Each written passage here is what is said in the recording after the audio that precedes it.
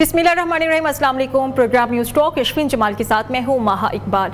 गुज़श्ता कई दिहाइयों से बदअमनी का शिकार रहने वाले सूबे खैबर पख्तूनख्वा में अमन के क़याम के लिए वफाकी और सूबाई हुकूमत एक पेज पर आ गई है। आज वज़ीर आला हाउस में अली अमीन गंडापुर की मेज़बानी में ग्रैंड जरिये का इनकाद किया गया, जिसमें वफाकी वज़ीर दाखिला मोहसिन नकवी और गवर्नर KPK फैसल करीम कुंडी के साथ साथ तमाम सियासी जमातों के अमायदीन ने अपनी अपनी सियासी जमात की नुमाइंदगी की। जरिये से खिताब करते हुए अली अमीन गंडापुर ने कहा कि मेरी दावत पर जरिये में शिरकत करने पर और मुझ पर एतमाद करने पर तमाम सियासी कायदीन का शुक्रगुजार हूँ। आज हम सियासी वाबस्तगियों से बालातर होकर सूबे में अमन के लिए यहाँ जमा हुए हैं। वज़ीर आला ने यह भी कहा कि किसी भी मसले का हल तसादुम या तशद्दुद नहीं बल्कि मुज़ाकरात से ही मुमकिन है और इसी मकसद की खातिर हमने पश्तून रिवायत के तहत ये जिरगा मुनक्किद किया है। इसके बाद जिरगे के इख्तिताम पर जिरगे का एलामिया भी जारी किया गया, जिसके मुताबिक जिरगे ने सूबे की मसाइल को अफहाम व तफहीम से हल करने की जिम्मेदारी वज़ीर आला अली अमीन गंडापुर को सौंपी है। गवर्नर KPK फैसल करीम कुंडी ने कहा है कि सूबे का अमन हमारी तरजीहात और आज के जिरगे का इकलौता एजेंडा है। जिरगे के इनकाद पर सूबाई हुकूमत का शुक्रगुजार हूँ। इख्तिलाफात के बावजूद सूबे के अमन के लिए इकट्ठे हुए, मुज़ाकरात ही तमाम मसाइल का हल है। दूसरी तरफ आईनी तरामीम के लिए जोड़ तोड़ का सिलसिला भी जारी है। आज नवाज शरीफ और बिलावल भुट्टो जरदारी में भी मुलाकात हुई है। JUI की तरफ से भी आईनी तरामीम के लिए तजावीज़ सामने आई हैं। ये मामला क्या रुख इख्तियार करेंगे, ये हम जानेंगे अपने पैनल से। पैनल में आज मेरे साथ मौजूद होंगी पाकिस्तान मुस्लिम लीग नून से किरण इमरान डार साहिबा, पाकिस्तान तहरीक इंसाफ से मुझे ज्वाइन करेंगे शफकत अब्बास अवान और सीनियर तज्ज़ियाकार है माजिद निज़ामी साहब हमारे साथ मौजूद होंगे। किरण साहिबा, आज की डिस्कशन का आगाज मैं आपसे करूंगी क्योंकि हम देख रहे हैं कि सियासी माहौल में एक अच्छी मुस्बत पेशरफ्त हुई है। वज़ीर आला KPK की तरफ से ग्रैंड जिरगे का इनकाद किया गया, जिसमें हम देखते हैं कि वफाकी वज़ीर दाखिला KPK गवर्नर भी शमूलियत इख्तियार करते हैं। अब सवाल ये पैदा हो रहा है कि हुकूमत की तरफ से इन तमाम तर मामलात पर यूनिटी को कायम रखने के लिए, यूनिटी को मेंटेन करने के लिए कितनी कोशिश की जाएगी? बिस्मिल्लाहिर्रहमानिर्रहीम। सबसे पहले तो आपका शुक्रिया कि आपने मुझे अपने प्रोग्राम में मदद किया। जहाँ तक आपने बात कही कि इसको मेंटेन करने के लिए कितनी कोशिश की जाएगी, मेरे ख्याल से बारिश का पहला कतरा बनना मुश्किल होता है और हुकूमत तो पहले भी मुज़ाकरात करना चाह रही थी PTI के साथ, लेकिन वो मुज़ाकरात के उसमें मूड में नहीं थे। आज मैं समझती हूँ बड़ा अच्छा जैसे आपने दो तीन दिन पहले देखा बाहर की तरफ क्या हो रहा था, धावा बोला जा रहा था और आपने मोहसिन नकवी साहब की भी बहुत सी प्रेस कॉन्फ्रेंसेस सुनी। उस दौरान जितने भी वो मीडिया टॉक कर रहे थे वो सब आपने सुनी, सबने उसका मुशाहिदा किया। लेकिन आज जब KPK में जरूरत पड़ी फेडरल की और KPK में जरूरत पड़ी मोहसिन नकवी साहब की एज अ मिनिस्टर, तो वो वहाँ मौजूद पाया गया और आपने देखा कि बड़े अच्छे तरीके से मसले को हल भी किया गया और आपने बॉडी लैंग्वेज भी उनकी देखी, उनका रवैया भी देखा। उस जगह में उनका होना तो जरूरी ही था, लेकिन जो होता है ना आपकी presentation in that way in a positive way, I think so. तो वो आप खुद बताया, मुझे नहीं लगता कि इसको मैं और इलेबोरेट कर सकती हूँ या मुझे करना चाहिए। ठीक है, तो शफकत साहब, वज़ीर आला KPK की तरफ से जो जिरगे का इनकाद किया गया है और हमने देखा कि वज़ीर आला की तरफ से रात गए बड़ी लेट मदु किया गया है KPK के गवर्नर को और फिर वज़ीर दाखिला को भी, लेकिन बड़ी अच्छी बात यह है कि वो तमाम तर मसरूफियात को तर्क करके इसमें शमूलियत इख्तियार करने की कोशिश करते हैं। काश यही जेस्चर आप लोग तब भी देते जब ऑल पार्टीज कॉन्फ्रेंस बुलाई गई थी फ़लस्तीन के मामले पर, तो आप भी अपने तमाम तर मसरूफियात, अपने ज़ाती मफादात को बालातर रखते हुए इसमें शमूलियत इख्तियार करते। बहुत शुक्रिया, आपने बुलाया। हमारा कोई ज़ाती एजेंडा नहीं है, हमारा सबसे पहला एजेंडा पाकिस्तान है और पाकिस्तान के अलावा पूरी उम्मत मुस्लिमा है। लेकिन बड़े अफसोस है मुझे इन ड्रामाबाजियों पर जो फ़लस्तीन के मसले पर की जा रही हैं। जब फ़लस्तीन तबाह हो गया है, गजा सफ़ा हस्ती से मिट गया है, आज इनको याद आई है APC बुलानी। वो मुझे याद है वो मनाजिर जब छोटे छोटे बच्चों को और लोगों को गिरफ्तार किया जा रहा था क्योंकि उनके हाथ में फ़लस्तीन के झंडे थे। मुझे याद है और आपने भी देखा होगा कि सेनेटर मुश्ताक और कुछ लोग बैठे हुए थे D चौक पर और उन पर गाड़ी चढ़ा दी गई। आपने ये सारे मनाजिर देखे होंगे और ये इस किस्म के जो आज ड्रामाबाजियाँ हो रही हैं फ़लस्तीन के साथ, ये बिल्कुल भी कोई फ़लस्तीन के खैर खाई नहीं है। ये उस वक़्त इनको करना चाहिए था जब फ़लस्तीन तबाह हो रहा था। आज जब फ़लस्तीन तबाह हो गया, इनको याद आया। हमारा लीडर तो पहले दिन से ही इसराइल के खिलाफ बात कर रहा है और उसको तस्लीम नहीं कर रहा, और शायद जो सजा आज काट रहा है उसकी बड़ी वजह भी यही है कि इसराइल के खिलाफ जो उनका बयान है, हम जरूर जाते अगर हम ये समझते कि ये इनके अंदर वाकई फलस्तीन के लोगों के लिए कोई दुख दर्द है, और अगर ये हम समझते कि इन्होंने उसके लिए बुलाई है। मसला तो ये था कि इन्होंने वो एपीसी बुला के अपनी आईनी तरमीम पास करानी चाहिए। कॉन्फ्रेंस का एजेंडा क्या था? माजिद निज़ामी साहब, आप क्या समझते हैं कि जो ऑल पार्टीज कॉन्फ्रेंस बुलाई गई थी फलस्तीन से इजहार यकजहती के लिए, आप समझते हैं कि वाकई वही एजेंडा था गवर्नमेंट की तरफ से, या फिर आईनी तरमीम के लिए अपना रास्ता हमवार करना था? और आपको क्या लगता है कि अब जो जरिए का इनकाद हुआ है इसको मेनटेन रखा जाएगा, दोनों अतराफ से पीटीआई की कोशिश हो या फिर हम गवर्नमेंट की कोशिश को देखें? जी बहुत शुक्रिया। आपके दो सवालात हैं। पहले सवाल के अंदर ये बात सामने आई थी कि इसको इनिशिएट जमात इस्लामी ने किया था, क्योंकि अक्टूबर में फलस्तीन पर इसराइल के हमले का 1 साल मुकम्मल हो रहा था। तो इस हवाले से उन्होंने पीपल्स पार्टी और मुस्लिम लीग नून को इस बात पे कन्विंस किया कि पाकिस्तान की जानिब से एक मुश्तरका पैगाम जाना चाहिए, जिसके बाद ये सारा मामला अमल में लेके आया गया। लेकिन उसके अंदर जो साइड मीटिंग्स हुई हैं जिसमें मौलाना फजलुर रहमान, बिलावल भुट्टो जरदारी और मियां नवाज शरीफ भी मौजूद थे, तो उनके बारे में ये क्यासराई की गई कि वहां पर आईन तरमीम के हवाले से कोई ना कोई मुश्तरका लाहे अमल बनाने पर या मौलाना फजलुर रहमान को रजामंद करने पर बातचीत की गई है, तो जिसकी वजह से फलस्तीन की कॉन्फ्रेंस का एक पॉलिटिकल पहलू भी निकल आया।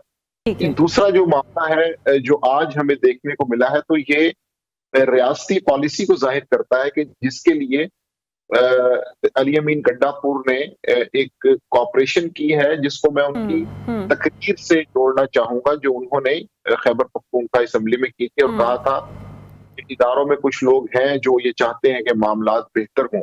तो मुझे लग रहा है कि 22 अगस्त को तहरीक इंसाफ ने एक मुफाहिमाना कदम उठाया था, तो ये एक और कॉन्फिडेंस बिल्डिंग मैयर है कि जिसमें अली अमीन गंडापुर ने अपनी तरफ से एक चीज ऑफर की है कि हम आपके साथ बैठकर बात कर सकते हैं। तो बाजू साहब, यही मैच्योरिटी की अगर हम बात करें तो पाकिस्तान तहरीक इंसाफ में हम देखते हैं कि इसमें कमी नज़र आती है। आपको क्या लगता है कि जैसे कि आज जरिए का इनकाद किया गया, गवर्नर KP के हों, वज़ीर आला, वज़ीर दाखिला हों, वो वहाँ पर पहुँचते हैं अपनी तमाम तरह स्केजुअल को एक तरफ रखकर, लेकिन फिर अगर हम ऑल पार्टीज कॉन्फ्रेंस के चले, एजेंडा तो यही थी ना फ़लस्तीन का मामला, उसमें PTI की शमूलियत नहीं होती। PTI की तरफ से इतनी जिद का मुजाहिरा क्यों किया जा रहा है? जी असल में ऑपोजिशन जमातों का काम ही एहतजाज, जल्द से जुलूस करना होता है। उसी की बुनियाद पे वो प्रेशर कायम करते हैं, और उसी प्रेशर को जब मुज़ाकरात में या बातचीत में ट्रांसलेट किया जाता है, फिर वो सारी चीजें किसी बेहतर नतीजे की तरफ जाती हैं। असूलन तो ऐसा नहीं होना चाहिए, लेकिन चूंकि पाकिस्तान में सियासी दर्जा हरारत इस हद तक बढ़ चुका है कि ये सारी चीजें साथ साथ चलती हैं। हमने देखा कि डी चौक में जो कुछ हुआ उसके बाद ये एक मुफाहिमत का रास्ता निकाला गया। हो सकता है अगर तहरीक इंसाफ ये मुजाहिरा ना करती और मुल्क गिर एहतजाज का ऐलान ना करती, तो शायद हुकूमत इस हवाले से ज्यादा फिक्रमंद नहीं होती। तो पाकिस्तान जैसे सियासी मुआशरे के अंदर दोनों चीजें साथ साथ चलती हैं, एहतजाज भी हो रहा होता है और पॉलिटिकल लीडर्स एक दूसरे के लिए रास्ता भी निकाल रहे होते हैं। तो इसमें इंटरेस्टिंग पॉइंट ये है कि चूंकि बानी चेयरमैन इमरान खान जो PTI के हैं, उनसे मुलाकातों पर पाबंदी लग चुकी है, तो ये भी एक बड़ा इंटरेस्टिंग पॉइंट है। जी माजिद साहब, हम जी बिल्कुल इसको भी हम डिस्कस करेंगे, लेकिन कल हमने देखा कि मौलाना और PTI की मुलाकात होती है किरण साहिबा, और इस मुलाकात के बाद जो अभी माहौल बन रहा है वो ये कि मौलाना की जो हिमायत है अभी PTI की तरफ ज्यादा है, क्योंकि मौलाना की तरफ से बार बार इस चीज़ का इजहार किया जा रहा है। वो कह रहे हैं कि हम आईनी अदालत के खिलाफ हैं, हम नहीं चाहते कि आईनी अदालत एक सुप्रीम कोर्ट के ऊपर आप अदालत बना दें। तो फिर मामला तो यही नजर आ रहा है ना कि हुकूमत को अभी भी नाकामी का सामना करना पड़ सकता है अगर मौलाना के मामले की तरफ देखें हम। देखिए, जहाँ तक मैं आईनी तरमीम की बात करूँ तो बहुत सी ऐसी तरमीम है जिसके ऊपर मौलाना साहब जो है उनको वो उस पर कंसेंसस डेवलप नहीं हो रहा। तो ये हम भी इस पॉइंट पर आ गए हैं कि जिन भी पॉइंट्स के ऊपर, जिन भी तरमीम के ऊपर मौलाना साहब के साथ हमारा कंसेंसस डेवलप हो रहा है, हम उन आईनी तरमीम को लेकर आएंगे, और जिनके ऊपर कंसेंसस हम चाहें कि बाकियों के ऊपर भी कंसेंसस हो, लेकिन अगर कंसेंसस नहीं होता तो उसको डेवलप करने की कोशिश की जाएगी। तो जिनके ऊपर अब हमारा ये है कि जिनके ऊपर हमारा कंसेंसस डेवलप हो गया है फजल रहमान साहब की पार्टी के साथ, उनके साथ, तो उनके ऊपर हम तरमीम लेकर आएंगे इंशाल्लाह ताला। तो किरण साहिबा, अब जो ड्राफ्ट तैयार किया जा रहा है मौलाना फजलुर रहमान की तरफ से, क्या वो आपसे भी डिस्कस किया गया? हमसे कुछ डिस्कस करेंगे कि अब आप कौन सा ड्राफ्ट लेकर आ रहे हैं? देखिए, जहां तक अभी आपने बात की थी ना आईनी अदालत की, जो मेरे पास इंफॉर्मेशन है, आईनी अदालत के ऊपर तो फजल रहमान साहब जो है वो मान गए हैं। ठीक है।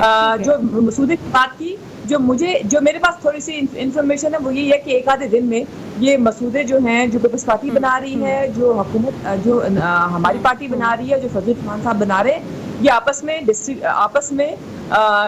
एक दूसरे को दिए जाएंगे और उसके बाद उसमें कंसेंसस डेवलप होगा।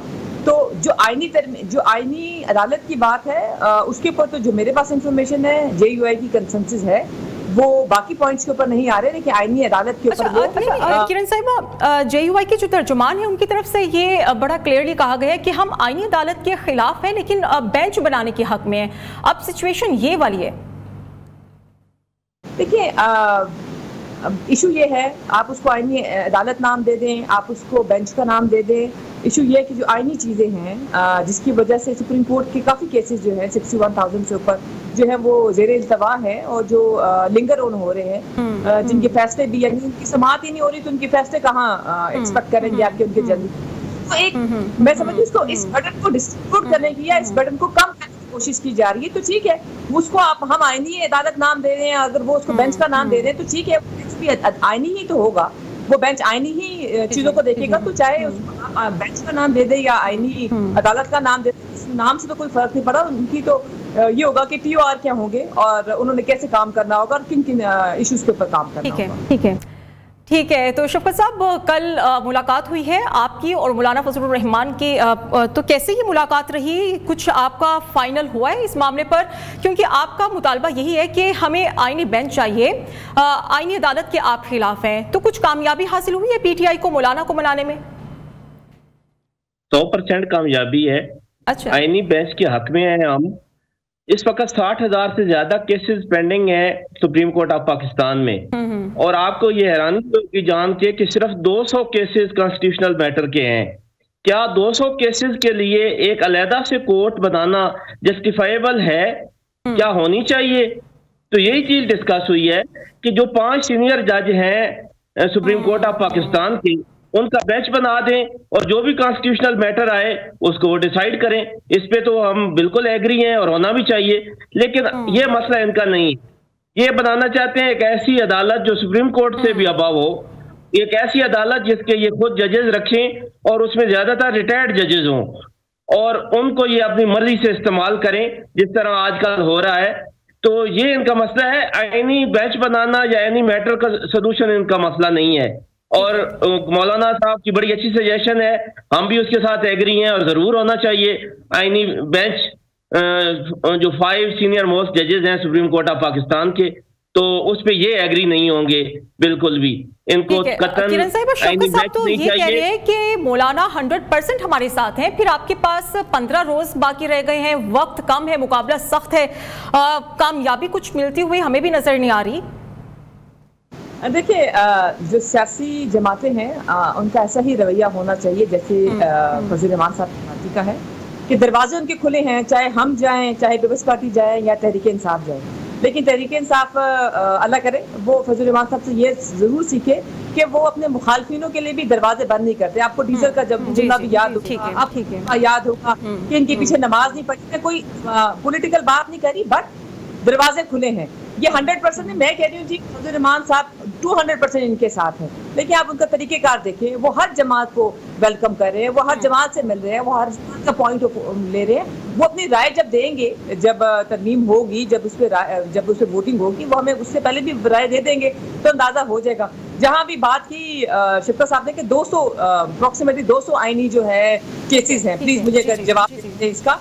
देखिए 200 केसेस बिल्कुल ठीक है, इट्स जस्ट अ पिनट, लेकिन आप ये भी देख लें वो 200 जो केसेस हैं वो कितना टाइम लेते हैं।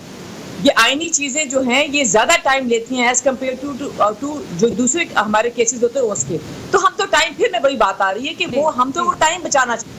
ये 200 नहीं, आप समझे कि 61,000 में से अप्रोक्सीमेटली 60,000 तो यही टाइम ले लेते हैं। तो टाइम जो है ना, टाइम उसको बचाने की खातिर ये बात होगी, चाहे 200 में। वैसे बिलावल भुट्टो की तरफ से कहा गया कि अगर आईनी तरमीम के लिए अददी अक्सरियत हमें हासिल नहीं होती तो फिर मुखालिफिन का वोट भी हासिल करने की कोशिश करेंगे। माजिद साहब, ये सूरत हाल जब अगस्त 2019 में हुई थी सेनेट के इलेक्शंस में, तो फिर हमने देखा था कि बिलावल भुट्टो साहब और शहबाज शरीफ साहब की तरफ से न्यूज़ कॉन्फ्रेंस की गई थी। गालिबन उन्होंने ये कहा था कि जिसने पार्टी पॉलिसी के खिलाफ वोट दिया उसने जमहूरियत और मुल्क को नुकसान पहुंचाया। आज भी तो वही मामला दोहराने जा रहे हैं, तो अब जमहूरियत नहीं याद आ रही। जब हम तहरीक इंसाफ की तरफ देखते हैं तो हमें सादिक संजरानी का चेयरमैन सेनेट का इलेक्शन याद आता है, फिर उनके खिलाफ जो तो इसलिए जब गवर्नमेंट में आते हैं तो डेफिनेटली फिर ये सारी चीजें बदल जाती हैं, अखलाकियात के मायार भी। तो अभी आ चुका है, तो अब मुस्लिम लीग नून और पीपल्स पार्टी के लिए ये चीज ओपन है और ये राहें खुल गई हैं कि वो, अगर हम नंबर देखते हैं स्कोर कार्ड कौमी असम्बली का, तो उसमें डिफेक्शन के बगैर ये आईनी तरमीम मुकम्मल नहीं हो सकती। अगर मौलाना फजलुर रहमान हुकूमत के साथ आए तो उसके बाद भी कहीं ना कहीं कोई हॉर्स ट्रेडिंग करनी पड़ेगी। बिल्कुल, इसकी वजह से इसके अंदर एक क्वेश्चन मार्क है, और इससे पहले जो क्वेश्चन मार्क था वो कि आखिर ऐसा क्या है कि विद इन 2-3 डेज रात को असम्बली का इजलास बुला के फिर उसे मुलतवी करके मुलाकातें करके ये सारा कुछ करने की कोशिश की गई। तो जब हम इस टाइम लाइन को देखते हैं तो पता चलता है कि इसके अंदर जो आईनी तरमीम की जा रही है उसमें कहीं ना कहीं या तो किसी को एडजस्ट किया जाएगा या किसी मसले से निकलने के लिए गवर्नमेंट अपनी सपोर्ट को बेहतर बनाना चाहती है। ठीक है, तो माजिद निज़ामी साहब, हमारे लिए हम देखते हैं कि हमारे सिस्टम में डबल स्टैंडर्ड क्यों है? जब एक काम हमारे फायदे में हो रहा होता है तो फिर हम शाबाश भी दे रहे होते हैं और खुशियां भी मना रहे होते हैं। यही काम जब हम ओपोजिशन में रहकर करें तो फिर वो काम आपके लिए वबाल जान बन जाता है। अब इस चीज को खत्म करने के लिए क्या कुछ करना पड़ेगा? और अगर आपके सवाल का जवाब इतना ही आसान हो तो फिर तो पाकिस्तानी सियासत के सारे मसले खत्म हो जाए और हम यहाँ पे बैठ के कुछ कंस्ट्रक्टिव डिस्कशन कर रहे हैं। तो सियासी जमात को बहरहाल एक स्टेप आगे बढ़ना पड़ेगा और ये डिसीजन उन्होंने करना है कि ऑपोजिशन में उनके जो ख्यालात होते हैं वो हुकूमत में भी रह के वही होने चाहिए। असूल नहीं बदलना चाहिए, आपके बेंचेस बदल जाएं असेंबली के अंदर, लेकिन बड़ा अनफॉर्चुनेट नहीं होता, फिर उसकी दलील दी जाती है, उसकी तावील दी जाती है। तो इसलिए मैं समझता हूँ कि ये पॉलिटिकल लीडर्स को इटसेल्फ खुद डिसाइड करना पड़ेगा। हम बिल्कुल करते रहेंगे, हम असूल याद दिलाते रहेंगे और ये मामला है कि इसी तरह चलता रहेगा। ठीक है, तो किरण साहिबा, आप इन मामलात में आसानी ले आई, क्योंकि ओपोजिशन भी यही कह रही है कि हुकूमत के पास नंबर्स भी पूरे नहीं है, इसलिए फिर वो ओपोजिशन को ब्लैकमेल भी कर रही है, मौलाना की तरफ चक्कर भी लगा रही है। ओपोजिशन के जो अरकान हैं उनकी फैमिलीज को ये रकमाल बनाया जा रहा है, उनके घरों को मिसमार किया जा रहा है। अब वो कह रहे हैं कि ऐसे हथकंडों से तो फिर आप कामयाबी नहीं ना हासिल कर सकेंगे। माजिद साहब की बड़ी अच्छी बात की कि हम सियासतदानों को भी ना कुछ बड़ा हो जाना चाहिए, कुछ अच्छा सोच लें, असूलों की सियासत करें। बिल्कुल, बहुत बहुत खूबसूरत बात थी। देखिए, आईनी तरमीम के लिए 2/3 की आपको पता है जरूरत होती है, और 2/3 जो है बिल्कुल आप ठीक कह रही हैं। फजल रहमान साहब का भी है कि पार्टी हमारे साथ आ जाती है, अगर वो आ जाती है तो उसके बाद भी हमें नंबर गेम जो है हमारी वो पूरी नहीं होती, जिसके ऊपर हम डेफिनेट अपोजिशन के लोगों से करेंगे। लेकिन आप ये कहें कि उनको जरगमाल बना लें, और आप ये कहें कि होस्ट ट्रेडिंग कर दें।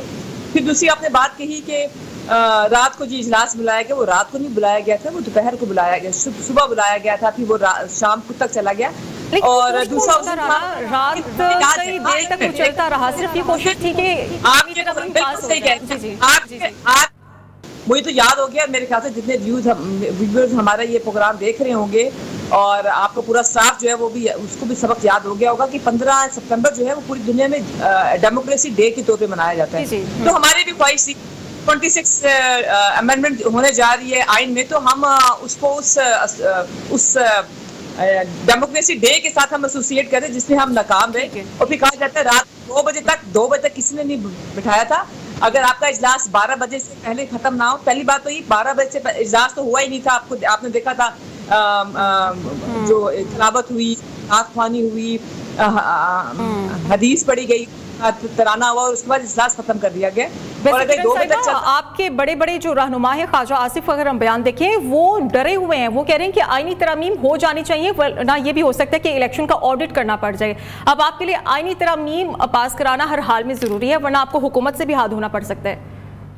देखिए, हम पार्लियामान में बैठे हुए, मुझे बताएं कि माँ किसने अमेंडमेंट किसने करनी है? पार्लियामान में करनी है। हम कोई अनोखा काम तो नहीं कर रहे, मुझे एक समझ नहीं आती, और मुझे पीटीआई के लोगों की समझ नहीं आती। आप उसके मुखालिफ हैं, मोस्ट वेलकम। आप जिस हम कानून के मुखालिफ होते हैं, कोई बिल आ रहा होता है, हम उससे मुखालिफ होते हैं। अगर आप आईनी तरमीम के मुखालिफ हैं तो ये कोई तरीकेकार नहीं है कि इस्लामाबाद के ऊपर ना चढ़ ढोरे जत्थे की जत्थे आप ले आए। आप हाउस में बैठे हैं। किरण साहब जी, ख्वाजा आसिफ साहब की तरफ से जो कहा गया ना कि इलेक्शन ऑडिट का खतरा हो सकता है, तो आपको डरने की क्या जरूरत है? हम तो बिल्कुल नहीं डर रहे। हम क्यों डर रहे हैं? तो ख्वाजा आसिफ साहब ने ये कहा है ना, कल उनकी तरफ से बयान दिया गया है परसों जी। लाने का मतलब है कि हम डर के आईनी तरमीम ला रहे हैं। हम पहले करें तब मसला है, हम बाद में करें तब मसला है। पार्लियामान का ही इख्तियार है, पार्लियामान ने ही आईनी तरमीम करनी है। ये लोग तो डट गए थे जी, ये 15 सितंबर से आगे नहीं लेके जाएंगे। आज देखें, आज 10 हो गई, 10 अक्टूबर हो गई है, तो आईनी तरमीम भी हो ही जाएगी। तो किरण साहिबा, यही तो बात समझ नहीं आ रही कि जल्दबाजी क्यों की जा रही है? टाइमिंग बहुत, उस पर बड़ा सवाल उठाया जा रहा है। 25 की बजाय आप 26 अक्टूबर को ले आए। जब भी किसी हाई पोस्टों के ऊपर एक सिस्टम के तहत चेंजिंग हो रही होती है, तो वतीरा है, ये पीटीआई का वतीरा है कि वो कोई ना कोई कंट्रोवर्शियल जरूर बना देती है उस इश्यू को। वो बड़ा स्मूथली चल रहा होता है। आपको याद होगा, इससे पहले भी जो आईनी इदारे हैं उसके ऊपर जब उनके जो हेड थे वो चेंज हो रहे थे, तो तब भी यही इशू हाईलाइट हुआ था, और अभी भी यही है। तो वो बदकिस्मती ये है कि वो सोशल मीडिया के ऊपर ऐसा बयानिया बना देते हैं कि जी पता नहीं आसमान जमीन पे आ गया और जमीन आसमान पे चली गई, ये इस वजह से हो रहा है, ये उस वजह से हो रहा है। तो आईनी तरमीम हमारा हक है, पार्लियामान का हक है, जो मेजोरिटी में है वो आईनी तरमीम कर सकता है, और हम वही आईनी तरमीम करने जा रहे हैं। हम कोई अनोखा काम या गलत का आप इनको जो मर्जी कहते रहे, इनका काम ही यही है। ये जो ऑर्डिनेंस पे चलने वाली हुकूमत है वो कह रही है कि जी ये तरीका क्या है, इनकी हुकूमत में तो कोई आईनी तरमीम ला नहीं सके। अभी एक ब्रेक लेंगे, ब्रेक के बाद दोबारा हाजिर होंगे।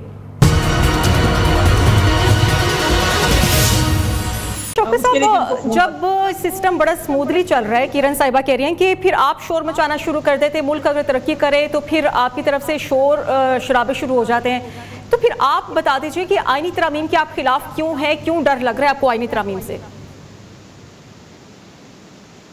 नहीं है, लेकिन हम उस तरमीम के खिलाफ हैं जो किसी फर्द वाहिद को तकवीयत देने के लिए की जा रही हो, जो इदारों को तबाह करने के लिए की जा रही हो, और जो जुडिशरी को कंट्रोल करने के लिए की जा रही हो।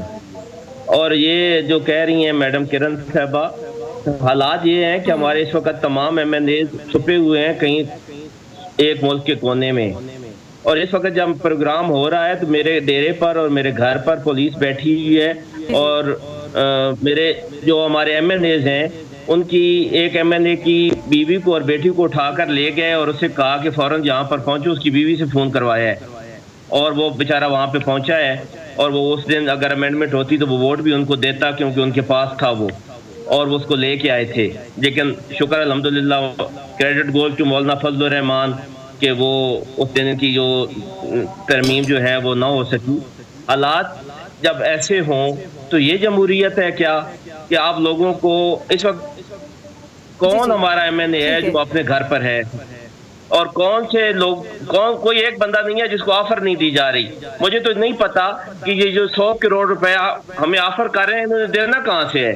इस गरीब मुल्क में जहाँ लोगों के पास रोटी नहीं है, वहाँ आप एक MNA को 100 करोड़ रुपया कह रहे हैं कि आप ले लें और आईनी तरमीम के लिए वोट दें। इससे ज्यादा माजिद साहब, ख्वाजा आसिफ की तरफ से जो बयान सामने आ रहा है, आपको क्या लगता है कि उनका डर बजा है? क्योंकि अगर हम 2013 की बात करें, वहाँ पर उस टाइम पे 4 हल्के खोले गए थे और नवाज शरीफ साहब को हमने देखा कि वजारत उस्मा से हाथ धोना बैठा। तो फिर आप समझते हैं कि ख्वाजा आसिफ का जो बयान है काफ़ी हद तक सच्चाई पर मबनी भी हो सकता है? जी, एक इंटरेस्टिंग और इम्पोर्टेंट मौजू इसलिए है कि इलेक्शन 2024 का अगर हम थोड़ा सा एनालिसिस करें और मैं आपको बता पाऊं कि इसमें प्रॉब्लम कहां से स्टार्ट हुआ था। इशू ये है कि सुप्रीम कोर्ट ऑफ पाकिस्तान और इलेक्शन कमीशन ऑफ पाकिस्तान के अंदर ये सारी चीजें डिस्कस हुई थी कि फॉर्म 45 और फॉर्म 47 का जो तनाज़ा है उसका हल कैसे होगा। बलूचिस्तान के अंदर इलेक्शन ट्रिब्यूनल्स काम कर रहे हैं, कुछ ऐसे डिसीजंस आए हैं कि जिससे सीट्स के ऊपर जो कैंडिडेट्स थे वो तब्दील हुए हैं और कुछ लोगों की जीत को रोका गया जिन्होंने सुप्रीम कोर्ट से फिर रिलीफ हासिल किया।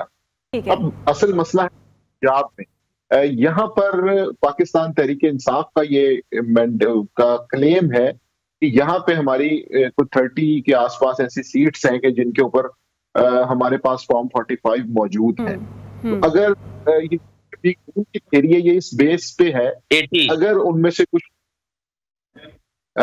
कुछ लोग अगर सुप्रीम कोर्ट चले जाते हैं या इलेक्शन ट्रिब्यूनल्स में चले जाते हैं और वहां से वो पुराने फैसले या नोटिफिकेशंस रिवर्स हो जाते हैं तो मुल्क के अंदर एक भूचाल आ जाएगा और एक पॉलिटिकल अनस्टेबिलिटी। ये एक खुद थ्योरी है जिसकी बुनियाद पे मुस्लिम लीग नून के रहनुमा ये चाहते हैं कि सुप्रीम कोर्ट के अंदर से जो डिसीजंस आ रहे हैं या जस्टिस मंसूर अली शाह के बारे में जो कहा जा रहा है कि वो जिस तरह मुबैना तौर पे जस्टिस काजी फायद ईसा हुकूमत को एक सपोर्ट दे रहे हैं या उनकी जानिब से कुछ ऐसे इक़दाम नहीं किए जा रहे, तो नए चीफ जस्टिस से हो सकता है मुश्किलात हो। तो ये इसका पूरा कॉन्टेक्स्ट इसलिए है कि जिसकी सारी प्लानिंग की जा रही। ठीक है। तो किरण साहिबा, शफकत साहब ये कह रहे हैं कि 100 करोड़ की ऑफर की जा रही है उनके कारकुनान को, उनके रहनुमाओं को, तो फिर कौमी खजाने की बात करें वो तो खाली पड़ा हुआ है। अब शायद वो इस वजह से भी नहीं आपकी तरफ आ रहे क्योंकि उन्हें पता है कि हमें ऑफर तो कर दी जा रही है लेकिन हमें नोट नहीं दिखाई दिए जा रहे। मैं इनको मशवरा दूंगी कि प्लीज एक्सेप्ट करें और 100 करोड़ जब उनको मिले तो प्लीज इसकी कोई वीडियो बना के जरूर दिखाएं, हमें मुझे भी दिखाएं, मैं भी देखूं 100 करोड़ कैसा होता है, कितने जीरो होते हैं उसमें, कितने पैसे होते हैं, मुझे तो खुद नहीं पता कि 100 करोड़ में कितने होते हैं। और ऑफर ये इन्होंने ऐसी बताई है कि मैं कुछ क्या जुमला बोलूं। देखिए ये सोशल मीडिया के माहिर हैं, टिकटॉक के माहिर हैं, माशाल्लाह से बना दे वीडियो बना दे, किसी की बीवी को बुला के उन्होंने ये गरमार बनाया और ये किया और वो हम नहीं कर सकते। वफाकी वजीर कर रहे हैं ऑफर, मैं नाम बताऊंगा, सोशल इधर तो अच्छा नहीं लगेगा मीडिया पर। आप मैंने कहा माहिर है सोशल मीडिया के, आप माहिर हैं, आप टिकटॉक के माहिर हैं, आप मतलब कोई ऐसा सोशल मीडिया का प्लेटफॉर्म नहीं है जो आपके हाथ में ना। आपने रखी है वजीर आला टिकटॉकर है नहीं आपके पास? नहीं, जरूरत ही नहीं है। टिकटॉक आप लोगों ने शुरू किया, हमने की तो आपने टिकटॉक वजीर आला कहना शुरू कर दिया। काम भी तो देख लेना, टिकटॉकर तो आप वजीर आला है जनाब। डेली बेसिस से पंजाब हुकूमत के अवाम के लिए वो इनिशिएटिव लेती है डेली बेसिस पर, तो वो टिकटॉक जो होता है ना वो काम वाला टिकटॉक होता है। तो ये तो आपने हमें सिखाया, इसमें तो कोई शक नहीं है। सोशल मीडिया को इस्तेमाल करना, उन्हें कुछ काम करना भी आए। इस मामले में तो मैं कंफर्म हूँ कि हमने आपसे सीखा सोशल मीडिया को करना। तो ये जो आपने 100 करोड़ की बात की है और किसी की मिसेस को आपने कहा कि जरकमार बनाया गया, उनसे वोट मांगने की कोशिश की गई, तो वीडियो बना लेते हैं। फिर सादुल्लाह बलोच फैसलाबाद के एमएलए हैं, इल्जाम लगाना तो बड़ा आसान है, तो आप साबित कर दें, वीडियो दिखा दें, कुछ सबूत तो सामने लाए ना, किसने आपको ऑफर की है? मैं मेरी रिक्वेस्ट सुन लें। सादुल्लाह बलोच है जिनकी सादुल्लाह बलोच फैसलाबाद से एमएलए हैं। अच्छा। उनकी बीवी और बेटी को उठाया है, बीवी से कॉल करवाई है कि फौरन जहां पर पहुंचो और वो बेचारा वहां पर गया है। और दूसरी बात जो ऑफर की है वो इनके एक वफाकी वजीर हैं जो ऑफर कर रहे हैं लोगों को। ठीक है जी किरण साहिबा, देखिए नाम भी ले ही लें वफाकी वजीर साहब का, मेरे पास तो ऐसी कोई इत्तला नहीं है, हमने क्यों करना है? खुलकर बात करें कितने की ऑफर की है और किस तरफ से ऑफर हुई है, किस वजीर ने ऑफर की है, खुलकर बात करें। नहीं वो अभी मौका नहीं है, वो इंशाल्लाह जब बताएंगे पूरे सबूत के साथ। फिर आपकी तरफ ये तासुर जाएगा कि नजरियाती इख्तिलाफात नहीं बल्कि खजाना खाली, इस वजह से ये मसाइल पैदा हो रहे हैं। अब आप अगर ये बात करें तो फिर इल्जाम लगाने से पहले आप सबूत सामने लेकर आए ना, इस बात की तस्दीक करें। तो वो ये जगह नहीं है सबूत देने की, वो भी इंशाल्लाह देंगे सबूत, वो असेंबली में देंगे और उसको सामने बिठा के देंगे, वो भी असेंबली में ही होगा बंदा जो इनका वजीर है। और दूसरी बात ये है कि ये तो 100 करोड़ कह रहे हैं, यहाँ पे कोई कुछ भी कहते हैं, लोग इमरान खान को नहीं छोड़ते, इनको ये पता होना चाहिए किसी को उठा के ले जाएं, जबरदस्ती कर लें, वो अलहदा बात है, लेकिन उसमें भी ये कामयाब नहीं हो सके और आज इनको मुंह की खानी पड़ी है। वरना ये तो उस रात को अमेंडमेंट पास करवाना चाहते थे, बगैर इनके वफाकी वजीर के पास भी, इनकी वजीर कानून के पास भी नहीं थी वो अमेंडमेंट जो ये पास करवाना चाह रहे थे। इनको बेचारों को क्या पता था कि उसमें लिखा क्या है। इनको तो कहीं से लिखा लिखाया आया है कि ये आपने असेंबली से पास करवाना है। रात 10 बजे वजीर कानून साहब कहते हैं मुझे मसवदा मिल गया। बड़े खुश थे वो कि मुझे मसवदा मिल गया है अब रात के 10 बजे। अच्छा, वैसे किरण साहिबा इतना तो क्रेडिट देते ना आप पीटीआई के लोगों को कि 100 करोड़ भी दिखा के वो नहीं टूट रहे, इतनी लॉयल्टी है इन लोगों में।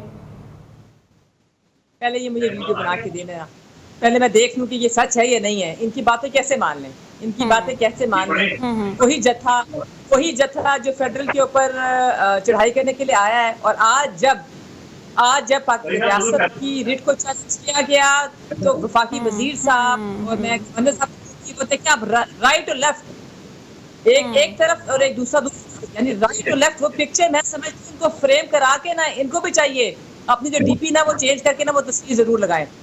मतलब आप रियासत की रिट को चैलेंज कर रहे थे, तब हम खड़े थे अपनी रियासत की रिट को बचाने के लिए। आज कोई और लोग केपीके में यानी सरहदें जो है वो हमारी हिफाजत, हमें हिफाजत करनी है, और रियासत की रिट को जब चैलेंज किया गया तो हमने ये नहीं देखा कि कहाँ पर किसकी कौन सी हुकूमत है। हम तो वफाक की मदद कर रहे हैं, हम तो केपीके में वफाक की मदद कर रहे हैं।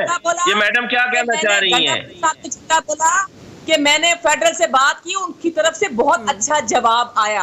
आप ही ने अभी बात कही कि उन्होंने रात लेट, यानी काफी देर के बाद उन्होंने लेट उनको कांटेक्ट किया वफाकी मिनिस्टर साहब को। ये एपीसी में नहीं आ सकते, ये पैलेस्टाइन के लिए नहीं आ सकते। चले मान लिया कि वहां पे आईनी टीम के लिए आप एपीसी बुला रहे हैं तरमीम कराने के लिए। साहब मेरी बात तो सुनने देना। चले मान लिया एपीसी में आईनी तरमीम की बात भी हो रही थी, ये पैलेस्टाइन के लिए रुकते, वहां पर उनके अवाम के लिए रुकते, उनके लोगों के लिए रुकते, उनके शोधा के लिए रुकते, मुसलमानों के लिए रुकते, और अगर जब आईनी तरमीम की बात होती है खड़े हो जाते, ये कहते जी नहीं हमने बैठना, हम पैलेस्टाइन के लिए आए थे। ये अपना रिकॉर्ड जमा कराते कि हम पैलेस्टाइन के लिए यहाँ पर रुके। और जहां इन्होंने इसराइल की बात की कि इनके बानी ने इसराइल को कहा था कि हम इसको मंजूर नहीं करेंगे। चलिए ठीक है शौकत साहब, सोच रहे आप लोग भी कि सऊदी अरब से भी बड़ी सरमायाकारी आ रही है। ठीक है, तो माजिद साहब आपको क्या लगता है जो शौकत साहब की तरफ से बगैर सबूत के दावे किए जा रहे हैं कि 100 करोड़ की ऑफर हो रही है, आपको लगता है कि ये खरीदो फरोख्त का बाजार फिर से सरगर्म हो गया है, आईनी तरमीम फिर इसी तरह से ही पास हो सकती है? असल में नेशनल असेंबली का जो स्कोर कार्ड है उसको अगर हम सामने रखें तो हुकूमती इत्तेहाद को कुछ ना कुछ मजीद वोट चाहिए होंगे, ये तो एक फैक्ट है। उसके ऊपर कि अगर मौलाना रहमान भी साथ आ जाएं तो उसके बाद भी तकरीबन 5 से 7 ऐसे वोट्स होंगे जो रिक्वायर्ड होंगे। अब वो वोट कैसे दिए जाएंगे, ये बिल्कुल एक संजीदा सवालिया निशान है, इसके ऊपर बात होनी चाहिए। इसमें कोई धौंस धांधली नहीं होनी चाहिए, इसमें कोई पैसे का रुपए का अमल दखल नहीं होना चाहिए, और इसको बड़ा असूली तौर पे इस चीज को आगे लेके चलना चाहिए। क्योंकि अगर आप आइन में तब्दीली कर रहे हैं तो उसकी बुनियाद में कोई मेलाफाइडी नहीं होनी चाहिए, उसकी बुनियाद एक कंसेंसस होनी चाहिए, और उस उसूल की बुनियाद पे आप उसे आगे लेके चलें। तो इसलिए अगर इस तरह की कोई बात सामने आती है और उसका कोई अंदर की खबर देना आईनी तरमीम को लेकर, आईनी तरमीम में हुकूमत को कामयाबी मिलेगी या फिर नाकाम होगी, कितने बंदे टूटे हैं? एक ब्रेक ले लेते हैं, ब्रेक के बाद इसी बात से मैं कंटिन्यू करूंगी माजिद साहब।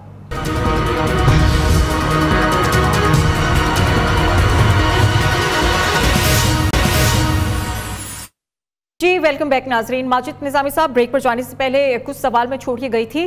बात यही है क्योंकि तमाम तर नज़रें, तमाम तर जो तवज्जो है वो सिर्फ इसी बात पर मरकूज़ है कि कब आईनी तरमीम पास होंगी और हुकूमत को कामयाबी मिलेगी या फिर नहीं। माजिद साहब, आप इस सूरत हाल को कैसे देखते हैं? क्या लगता है कि हुकूमत ने कितने बंदे तोड़ने में कामयाबी हासिल की होगी? क्योंकि अब हॉर्स ट्रेडिंग का तो हम देख सकते हैं ना कि ये चीज़ आसानी से हो भी सकती है। जी बिल्कुल, उसकी वजह ये कि आईनी तरमीम के फर्स्ट फेज में गवर्नमेंट को कामयाबी नहीं हुई, जिसमें हमने देखा कि वज़ीर कानून आज़म नज़ीर तारड़ और मोहसिन नकवी वज़ीर दाखिला इसको लीड कर रहे थे। उसके बाद अब हम ये देख रहे हैं कि इत्तेहादी जमात पीपल्स पार्टी से बिलावल भुट्टो इसको लीड कर रहे हैं। तो इंटेंसिटी को देखते हुए और इम्पोर्टेंस को देखते हुए ये लगता है कि गवर्नमेंट के लिए ये डू एंड डाई का मसला बन सकता है, क्योंकि इसकी एक प्रॉपर टाइमलाइन है। इससे फ्यूचर गवर्नमेंट का जो है वो तय किया जाएगा, और आईनी तौर पे या अदालत से जो हुकूमत एक मतलूबा रिलीफ चाहती है जो उन्हें नहीं मिल रहा, तो वो डेफिनेटली एक बहुत बड़ी रुकावट है हुकूमत की गवर्नेंस के लिए और बाकी चीजों में। तो बिल्कुल इसके हवाले से जो प्लानिंग है वो की जा रही है और ऐसे लगता है कि इस चीज को कर लिया जाएगा। ठीक है, तो किरण साहिबा, आप क्यों नहीं ये नोटिफिकेशन जारी करते चीफ जस्टिस काजी फाइज ईसा की सूरत हाल को देखकर, क्योंकि अब बात यही सामने आ रही है कि आप किसी फर्द वाहिद को नवाजने की कोशिश कर रहे हैं, तो आप ऐसे करें ना, जस्टिस मंसूर अली शाह की तरफ हिमायत तो की गई है आप लोग के लोगों की तरफ से, तो फिर आप इस काम को करते हुए नजर भी आए, नोटिफिकेशन जारी कर दें। देखिए, ये ज़रूर हमें सुनने को मिल रहा है कि फ़र्द वाहिद के लिए, फ़र्द वाहिद अब जो चीफ जस्टिस होता है वो एक ही होता है, और अगर मैं नीचे आ जाऊँ 2.5 मिलियन जहाँ केसेस है हाई कोर्ट्स में, तो वहाँ पे तो बहुत से जजेस होते हैं।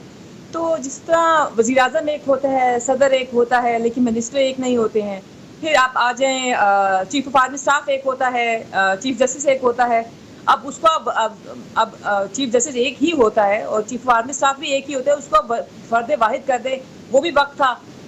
इनसे पूछते हैं जब इन्होंने किसी एक फर्द वाहिद को कहा था कि जी लाइफ टाइम जो है वो आपको हम एक्सटेंशन दे रहे हैं, वो भी एक वक्त था, गुजर गया वो भी वक्त। तो इसलिए ये कह देना कि फर्द वाहिद के लिए किसी एक हम अदालत के लिए नहीं करे।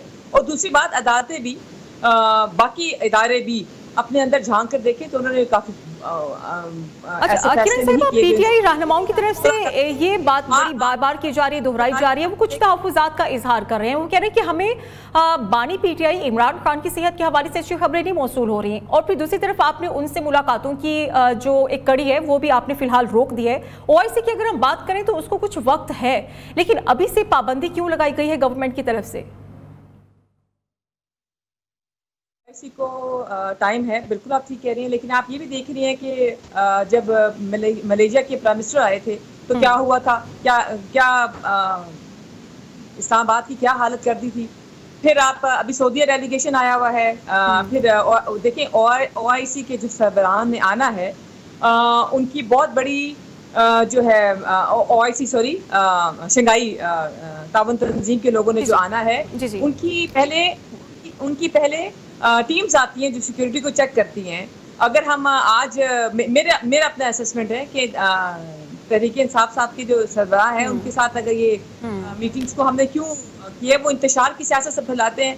उन्हें पता चलता है ये शख्स आ रहा है, आपको 2014 का भी याद होगा, ये सरबराह चलें जी फेडरल के ऊपर जो ना वो चढ़ाई कर दें, वो ये कर दें, वो कर दें। फिर हम कंटेनर वाला इस्लामाबाद हम दिखा रहे होते हैं अपने जो बाहर से। देखिए इन्वेस्टमेंट आ रही है पाकिस्तान के लिए आ रही है, मुस्लिम के लिए नहीं आ रही, वो पीपल्स पार्टी के लिए नहीं आ रही, वो आपकी मेले नहीं आ रही, वो पूरे पाकिस्तान के लिए आ रही है। तो मुझे हम क्या करें कि हम इनके ऊपर पाबंदी ना लगाएं ताकि हम शंघाई ताउन तंजीम जो है वो सुकून से आराम से हम गुजार। आप देखते हैं हाई अलर्ट किया गया है, स्कूलों को भी बंद किया गया है, होटल्स को भी बंद किया गया है।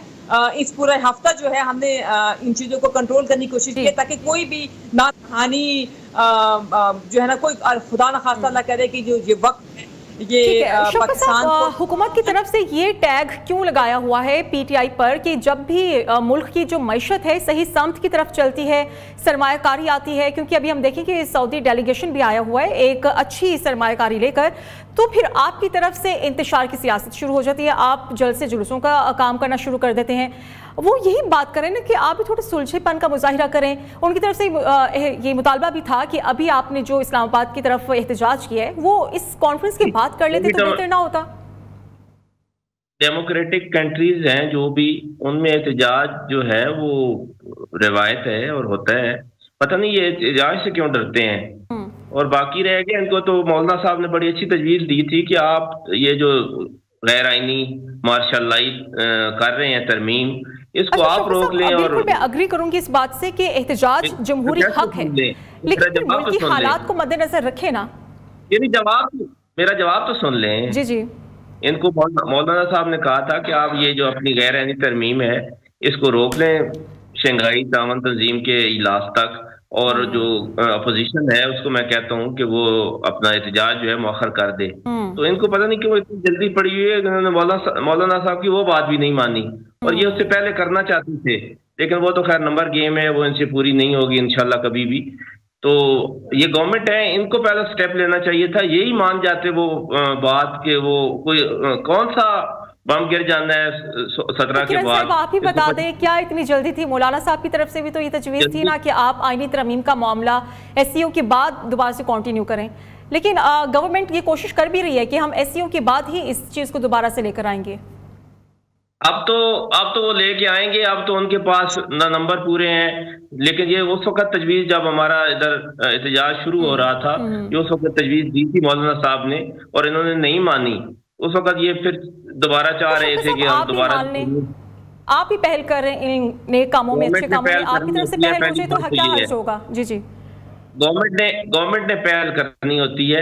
जब गवर्नमेंट ही इतनी जिद पर आई हुई है कि हमने इदारों को तबाह करना है, हमने ये तरमीम करवा के ही छोड़नी है और कुछ लोगों को तकवीयत दे के ही छोड़नी है, बेशक मुल्क तबाह हो जाए, तो फिर हम मुल्क बचाने के लिए और इस तरमीम को रोकने के लिए हम आखिरी हद तक जाएंगे, एहतजाज करेंगे, हम सड़कों पर आएंगे, और हम उस वक्त तक चैन से नहीं बैठेंगे जब तक ये तरमीम जो है ये साइड लाइन इसको हम नहीं कर लेते। अच्छा, तो शौकत साहब वैसे तो आप वज़ीर आला पंजाब मरियम नवाज को बड़ा क्रिटिसाइज करते हैं, उन्हें कहते हैं कि टिकटॉक वज़ीर आला हैं। उनकी तरफ से हम देखें कि आए रोज अवामी मंसूबों का इफ्तिताह किया जाता है, बड़े बड़े मंसूबे लेकर आती हैं, तो फिर एक तो उन्होंने 70% इस मुल्क की आबादी जो है ना, पंजाब की स्पेशली 80% वो ज़राअत से मुंसलिक है। एक तो उन्होंने बहुत बड़ा एहसान किया है किसानों पर, और फिर ऊपर से उनको माफिया भी कहती हैं, और उनको तबाह बर्बाद करके रख दिया है। ना उनकी गन्नम किसी ने खरीदी है, ना उनका चावल किसी ने खरीदा है, ना उनका सिट्रस किसी ने खरीदा है, और वो रो रहे हैं, सड़कों पर आ गए हैं। एक तो उन्होंने बहुत बड़ा एहसान किया पंजाब पर ये कि उसकी 80% जो आबादी है उनका जो रोजगार का जरिया है उसको तबाह बर्बाद करके रख दिया है, और ऊपर से उनको माफिया भी कहा है। दूसरा जुल्म की और शर्म की ये बात है। अब आगे उनका कोई कारनामा है तो वो आप बताएं, मैं फिर उसका जवाब दे देता हूँ। चलिए शौकत साहब, फिर आप कुछ कारनामे KP की हुकूमत की बता दें, वहां पर क्या अवामी मंसूबा बनाया गया है? KP के बात कर लेते हैं जी। KP के जो गवर्नमेंट है उन्होंने पुलिस में इतनी अच्छी रिफॉर्म्स की थी। अच्छा। और आप समझ नहीं सकते, उनकी जो हॉस्पिटल्स हैं वो बहुत अच्छी तरीके से चल रहे हैं, उनका एजुकेशन का जो निज़ाम है वो पंजाब से बहुत ज़्यादा बेहतर है, और दीगर भी शोबों में कर रहे हैं कोशिश।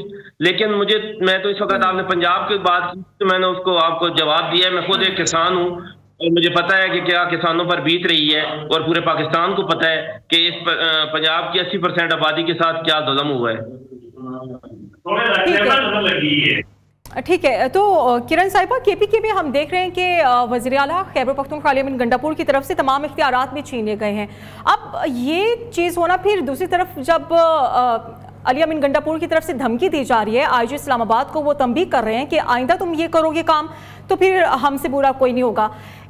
एक वज़ीर आला के ओहदे पर होना और इस तरह की ज़बान इस्तेमाल करना, धमकी देना, आप क्या समझते हैं कि ज़ेब देता है ये सब चीज़ें? देखिए, आप खुद ही सवाल किया आपने और आपने जवाब भी खुद ही दे दिया। जब हम इनको ये बात करते हैं PTI के लोगों को कि वो वज़ीर आला है, तो तब ये कहते हैं कि जी वो तो वर्कर हैं PTI के। अच्छा, अगर वर्कर हैं, एज अ वर्कर वो आ रहे थे इस्लामाबाद, तो फिर वो मशीनरी क्यों लेकर आ रहे थे सरकारी? मैंने तो कभी नहीं देखा कि कोई इशू हो तो कोई एम्बुलेंसेस का काम है, कोई इंसिडेंट हो तो वहाँ पर होना, लेकिन वो KPK के पीछे चल रही है, गंडापुर के पीछे। अगर तो वो वर्कर बन के आए थे तो फिर वर्कर बन के ही आते, वो अपनी गाड़ियों में, अपने डालों में, अपनी चीज़ों में आते, वो अपनी एम्बुलेंसेस करवाते, वो सरकारी एम्बुलेंसेस ना करवाते। और जहाँ तक गंडापुर के लहजे की बात करूँ, यकीन करें मेरे पास ना अल्फाज नहीं है कि मैं इस शख्स के बारे में क्या बोलूँ। मतलब क्या कभी आसमान पे चढ़ते हैं, कभी जमीन पे पटकते हैं, ऐसे ऐसे ड्रामे कि मैं इनको ड्रामों को बयान कैसे करूँ उसको। मेरे पास अल्फाज की कमी है इस मामले में कि मैं इनकी सोच को क्या, मैं गंडापुर साहब की सोच को क्या कहूँ कि वो जो आप देखें, मतलब मैं जड़ जाऊंगा तो फिर आप छुपे क्यों? चले जी, आप कह रहे थे मैं करूंगा, छुपने का सवाल कहाँ से पैदा हो गया? तो क्यों छुपे? आप हुकूमती रहनुमाओं की तरफ से कहा जा रहा है, ये ओपोजिशन की तरफ से कहा जा रहा है कि अली अमीन गंडापुर की जबान और गुस्से के पीछे आप ही के इकदाम हैं, जो आप जगह जगह कंटेनर्स लगा देते हैं, पाबंदियां लगा देते हैं, और बस अब हम यही उम्मीद कर सकते हैं कि आने वाले दिनों में क्योंकि पाकिस्तान में अच्छी इन्वेस्टमेंट भी हो रही है और पाकिस्तान की मईशत भी अच्छी समत की तरफ गामजन है, तो ये सिलसिला जारी भी रहना चाहिए। प्रोग्राम का वक्त खत्म हो गया, मुझे इजाजत दीजिए, अल्लाह हाफिज।